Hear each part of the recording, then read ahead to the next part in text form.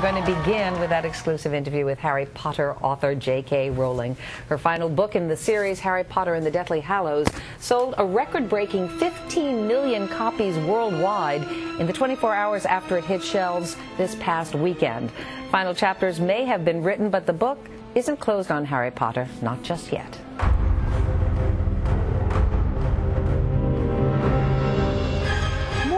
Laughed Harry. More than the two that attacked us, you mean? Of course there are. There are hundreds, maybe thousands by this time, seeing as they feed off fear and despair. Once I'm 17, all of them.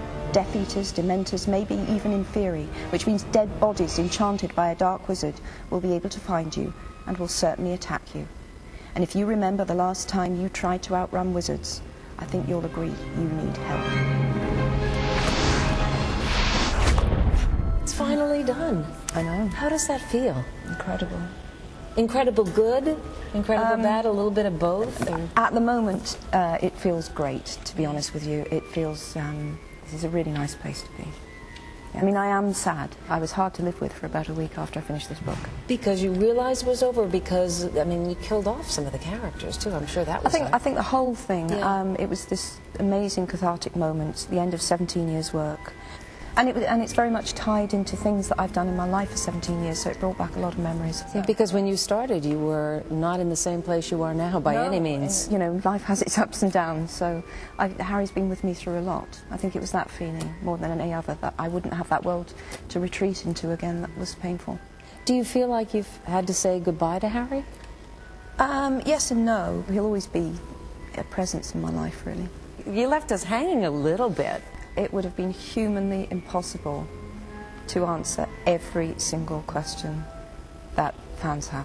Because I'm dealing with a level of obsession in some of my fans that will not rest until they know the middle names of Harry's great-great-grandparents. Well, people have gotten a little obsessive. No, I love it. I'm all for that. I'm delighted they feel that way. I know all you guys have a lot of questions, so we're going to start. Omar, let's start with you. Okay. I understand you mapped out your vision of the books years ago. Mm-hmm. How far was book 7 from that original idea? It's really close, particularly the last third of the book is as I always planned it. It really is.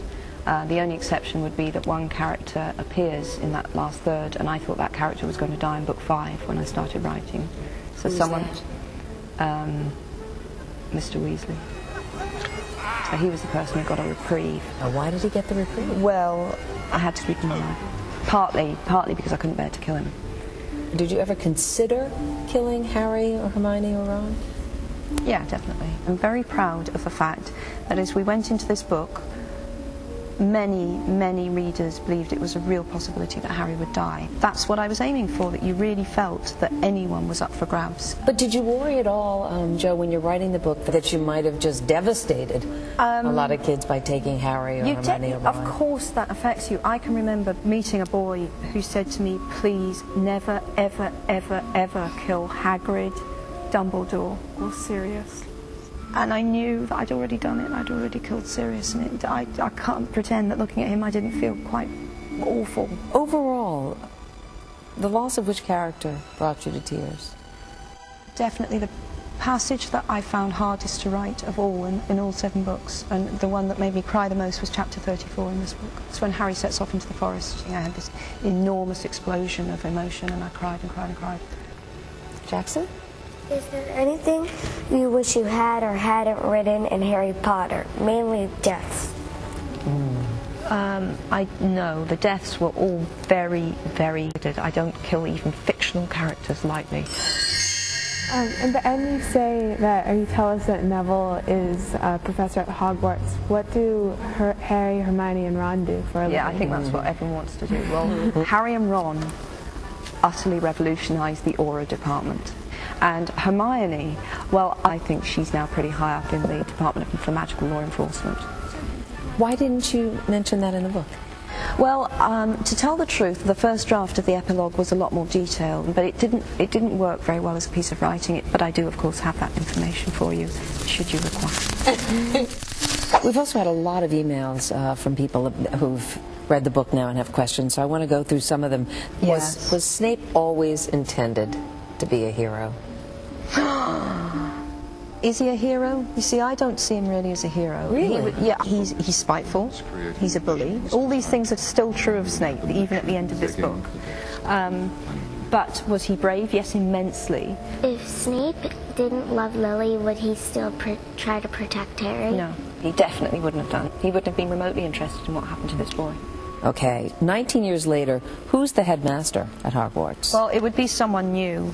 McGonagall was really getting on a bit, so someone completely new. But if I ever do the encyclopedia, I'm promising I will give details. You're going to do that, aren't you? I think I probably will, but I'm not going to do it tomorrow because I'd really like a break. Jimmy? Can you tell us a bit about the influences in your book?